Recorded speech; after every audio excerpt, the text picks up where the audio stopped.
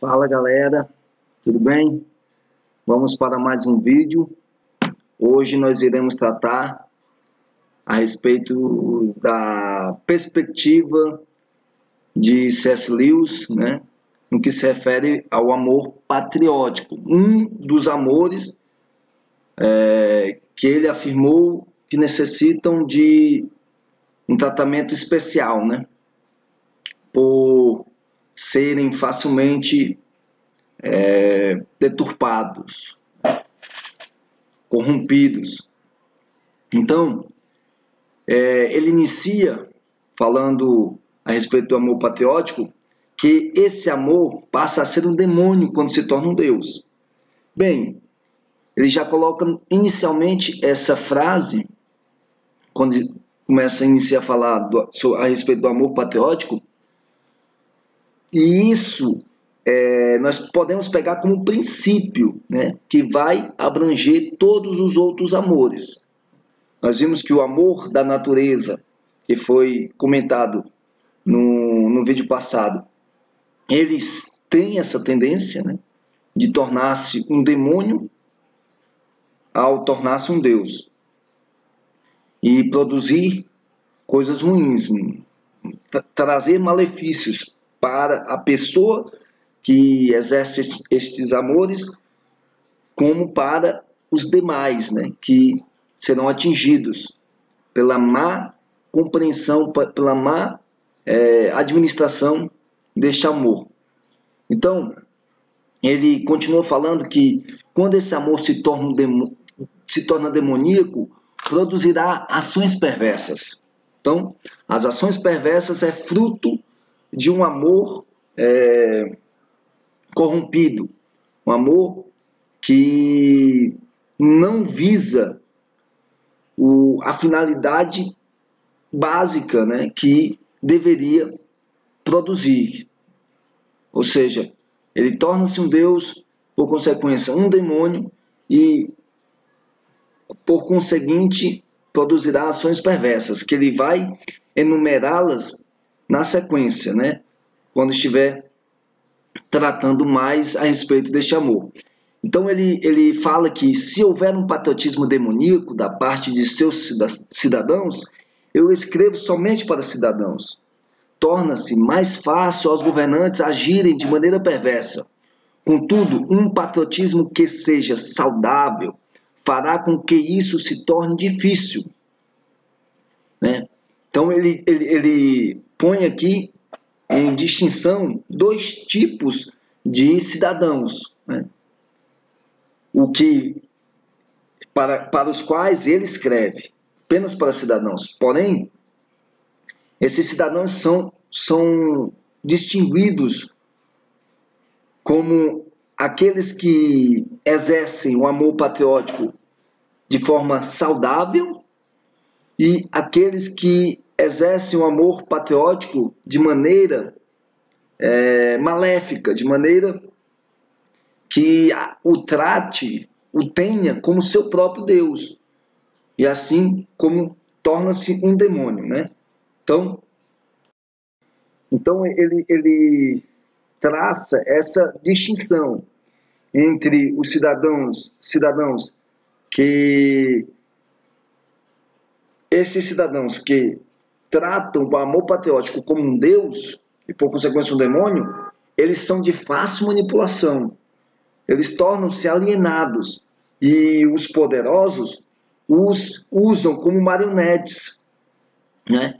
E para o seu projeto tirânico, né?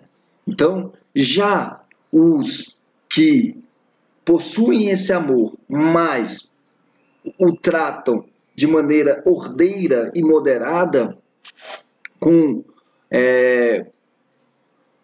o objetivo que ele se propõe, e não mais do que isso, né? Não trata como um Deus, estes são de difícil manipulação, estes são de difícil persuasão, né? De difícil convencimento da parte dos poderosos para com eles. Então ele continua falando, claro que o patriotismo desse tipo não é nem um pouco agressivo. O patriotismo daqueles que são aquele patriotismo saudável, ele não é nem um pouco agressivo. Ele pede apenas para ser deixado em paz, torna-se militante somente para proteger aquilo que ama, né? Ele não tenta impor suas verdades, ele não tenta impor sua cosmovisão, seu modo de ver as coisas, seus princípios, seus valores. Não, ele ele preserva e protege apenas aqueles que pertencem ao seu arraial, os seus contatos íntimos, né, entre parentes, que ele vai falar agora a respeito do lar. E é isso que o patriota, que exerce o patriotismo de forma saudável, se propõe a defender. É o seu lar. Então ele diz, como posso amar meu lar, sem concluir que outras pessoas também têm o direito de amar o seu próprio lar, né? O patriota saudável, ele defende o seu lar e respeita o lar do outro, né? E o entende como diferente do seu, de forma natural. E entende que cada lar é responsável por si mesmo, né? Não, ele não tenta impor suas verdades, sua religião, quer seja, ou outra coisa qualquer, aos lares. Ele não oprime nenhum lar, ele não tenta definir os valores de um lar, né? As crenças de um determinado lar, porque ele entende que os lares são distintos, né? Porque possuem direções distintas e cabeças, como isso é composto por indivíduos, e assim torna-se único e exclusivo. Então, ele continua falando que a última coisa que desejaríamos seria fazer de todo lugar exatamente aquilo que é nosso próprio lar. Não seria o lar se não fosse diferente. Ou seja, é próprio do lar ser diferente. Está inerente ao lar a distinção de todos os outros lares. Não existe um único lar que seja igual ao meu lar, né? E isso é tratado pelos patriotas saudáveis como algo normal, comum, né? Então é isso que C.S. Lewis tenta passar para nós. E até aí, o patriotismo exercido de forma saudável é algo necessário, né? É algo importante, porque a soma de patriotas saudáveis vai proteger a nação, né? A soma de patriotas que estão inseridos em um lar, que protegem o seu lar, né? De forma abrangente, a sociedade será protegida, né? Cada qual defendendo o seu próprio lar, a sociedade estará protegida e de forma saudável, exercendo um patriotismo moderado e ordeiro, que respeita as diferenças, né? Então, essa é a última coisa que um patriota saudável deseja fazer, é tornar o seu lar, ou o lar do outro, semelhante ao seu, porque ele estaria corrompendo a natureza dos lares, né?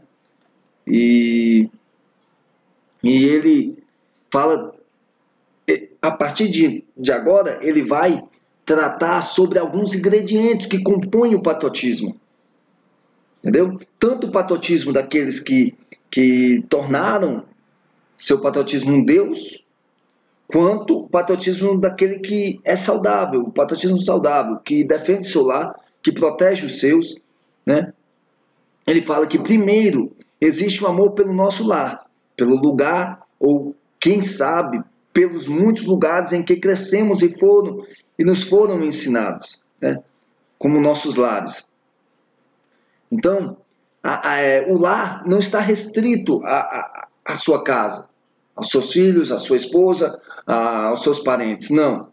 O seu lar, ele torna-se, ele se estende por extensão, ele torna-se os ambientes que você frequentou durante toda a sua vida, aqueles que tiveram a oportunidade de crescer, de se desenvolver, amadurecer em um único lugar, em um único estado, em uma única cidade, né? Eles acabam ambientalizando-se com determinados ambientes, com determinados lugares, e aqueles lugares tornam-se o seu lar.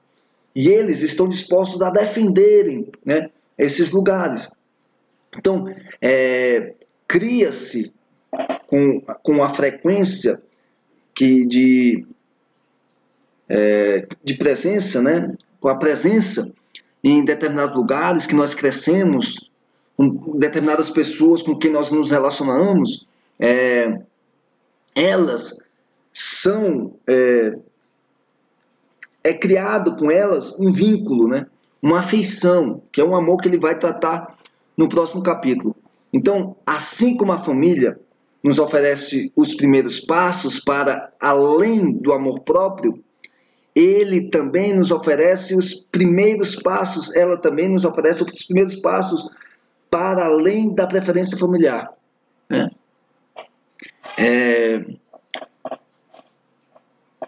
A família, ela é como se fosse um ensaio, né, para o respeito, para o entendimento, né, para o amor e para futuramente servirmos a sociedade com nossa vocação, com aquela vocação que fomos chamados a fazer, e com isso servir a sociedade com disposição, com prazer, com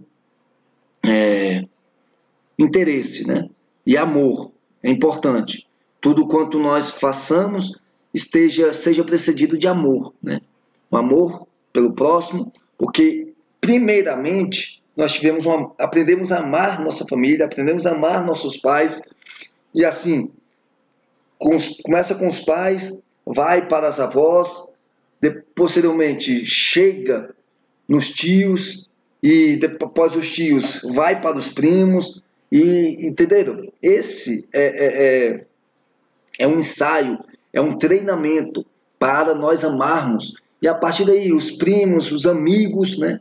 Então, esse amor, ele é inicialmente aprendido no lar, em casa, em família.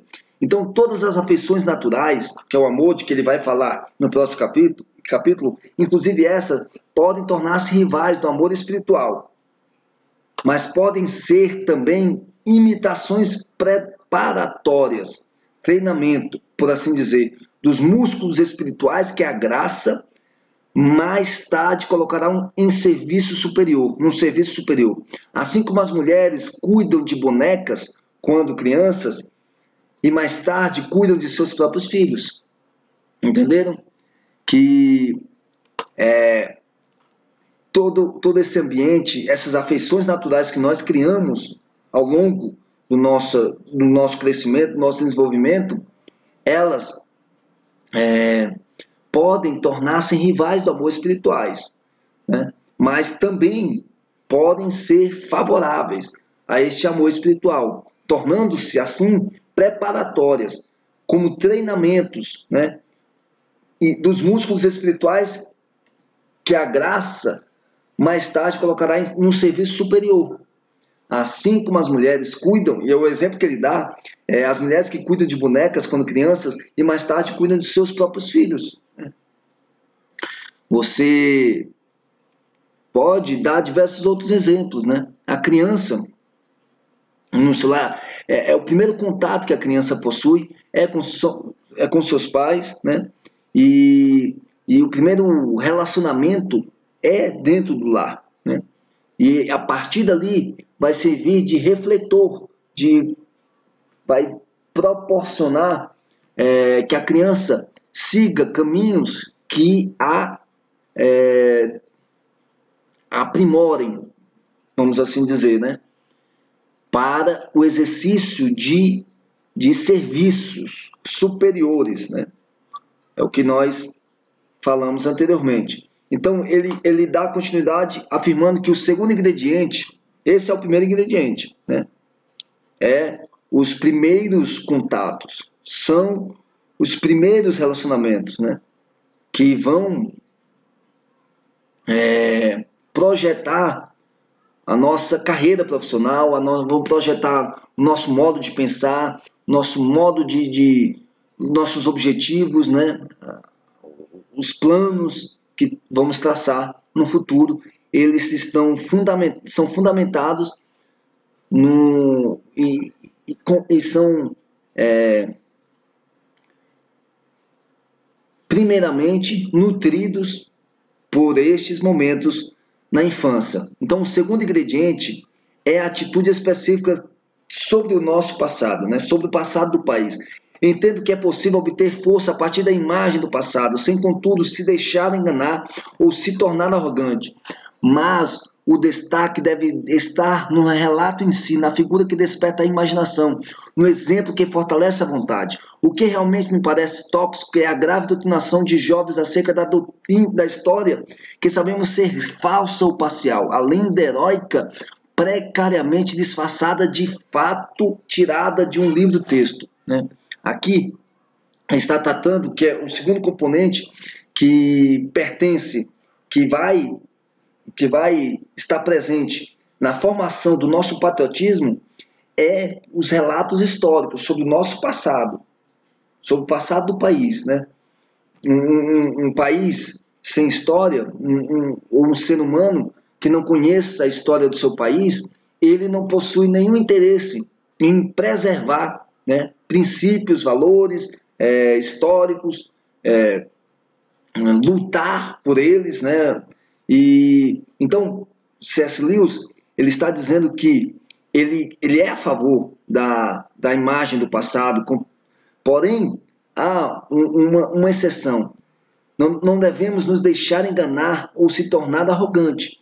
O conhecimento do nosso passado, das vitórias, das conquistas, né, de homens ilustres que fizeram parte do nosso passado, e o conhecimento disso não deve gerar em nós egoísmo, né, ou arrogância, né, e com isso excluirmos as demais nações, que também têm suas histórias, suas conquistas e possuem um histórico de valores, né, e de princípios. Nós não devemos desprezá-la. É isso que ele fala. Agora ele também destaca o perigo de pessoas que distorcem a história e a tornam um instrumento de doutrinação, né, a fim de enviesar pessoas, indivíduos, né, inventam histórias disfarçadas, né, lendas heróicas precariamente disfarçadas de fato, tirada de um livro-texto. Então, é perigoso, né, a história ser deturpada, manipulada a fim de manipular-nos no presente. E a nossa formação estudantil, seja ela ou profissional. Então, o terceiro ingrediente não se trata de um sentimento, mas de uma crença, patriotismo. Uma firme convicção, ainda que prosaica, de que a nossa nação há muito tempo é e continua sendo marcantemente superior às demais. C.S. Lewis aqui ele está olhando para si, olhando para a sua nação e, de certa forma, fazendo uma crítica, né, a esse pensamento europeu de que são superiores às outras nações, às demais nações, às nações de terceiro mundo, né? E isso, segundo C.S. Lewis, torna-se perigoso. Isso faz do patriotismo uma crença, né? Não um comportamento zeloso pelo aquilo que é seu, pelo aquilo que lhe pertence, né? E protetor. Isso nos leva ao quarto ingrediente. Esse é o terceiro ingrediente, né? Um sentimento de uma crença, que afirma a convicção de que a nação é superior às demais. E o quarto ingrediente é se a nossa nação é de fato tão melhor que as demais, seria possível argumentar que ela possui tanto os deveres como os direitos de um ser superior, quando comparado aos demais, né? Deus, demônio. Se você acredita que a sua nação é superior às demais, você tornou o seu patriotismo uma crença. E desta forma, ele tornou-se um Deus e, por consequência, um demônio. Então, para algumas nações, certos estrangeiros eram tão maus que isso lhes assegurava o direito de exterminá-los. Extermínio do povo da Tasmânia são os exemplos. Câmara de Gás e extermínio de Belsen. Amritza, apartheid, provas de existência do demônio. Entenderam? Você acreditar que a sua nação é superior às demais, isso legitima a sua ação, uma ação de extermínio, né, das outras nações, pelo fato de ser inferior às suas. Porque para atender o desejo do seu Deus, do seu demônio, que é a sua nação, você não há problema de matar, cometer homicídios de estrangeiros, porque eles não pertencem à sua nação.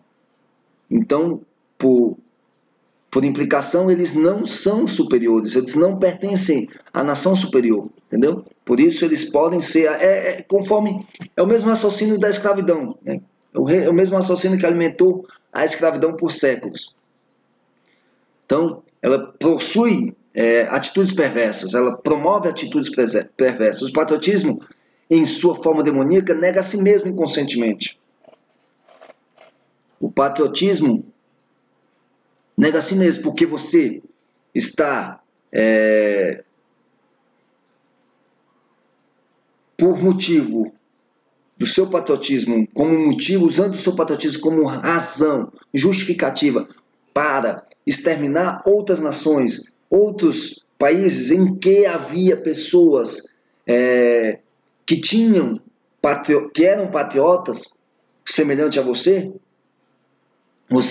Então, inconscientemente você está contrapondo, contradizendo o seu patriotismo, indo na contramão do que o patriotismo saudável propõe, né? Então, quando os amores naturais se tornam algo sem lei, eles não apenas fazem mal aos outros amores, eles próprios cessam de ser os amores que um dia foram, cessam de ser amor.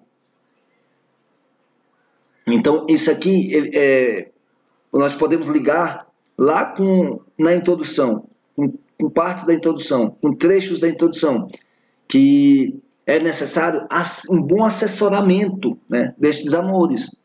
Ele está falando que quando os amores naturais se tornam sem lei, eles apenas fazem mal aos outros amores. Eles contaminam, automaticamente eles contaminam os demais amores. Você já não sabe mais como tratá-los, né, como administrá-los, né? E assim você vai gerando insatisfações no seu próprio eu. Então, eles deixam de ser amores pelo fato de não terem lei, ou seja, não terem princípios, balizas para tratar, para exercer estes amores. Então, uma falsa transcendência é dada às coisas que são completamente deste mundo. Entenderam? Esse aqui são princípios, né? E esses amores naturais são os amores que ele vai tratar, né, nos 4 capítulos seguintes. Amor, afeição, amor, amizade, amor, eros e amor, caridade. Entenderam? Então, estes amores, eles precisam de lei para que sejam exercidos e praticados de forma saudável e não venham a tornarem-se deuses, demônios. Então, atribuir uma falsa transcendência a eles é perigoso, é arriscado, né? Muito. E Então não podemos atribuir transcendência a nada que pertença a este mundo, a nada que venha da nossa natureza, porque nós estamos inseridos neste mundo. Então ele conclui falando que o fato ou a ilusão de personalidade está sempre presente, de modo que o amor por eles, os cachorros, que ele fala no final do primeiro capítulo que os seus leitores poderiam imaginar que fosse necessário ele tratar sobre os cachorros, né? Mas ele afirma que é realmente um exemplo daquela afeição que é o tema do próximo capítulo, o amor, a afeição. Então nós concluímos aqui, e lembro a vocês que curtam o vídeo, comentem, deem suas sugestões, tudo bem? Muito bom estar com vocês e analisarmos este livro de C.S. Lewis, que é bastante proveitoso para a nossa sociedade atual. Então, no próximo vídeo nós estaremos tratando finalmente a respeito do primeiro amor que C.S. Lewis vai falar. Os 4 amores, o primeiro é amor, afeição, tá? Deus abençoe a todos e tenham todos um ótimo dia. Falou!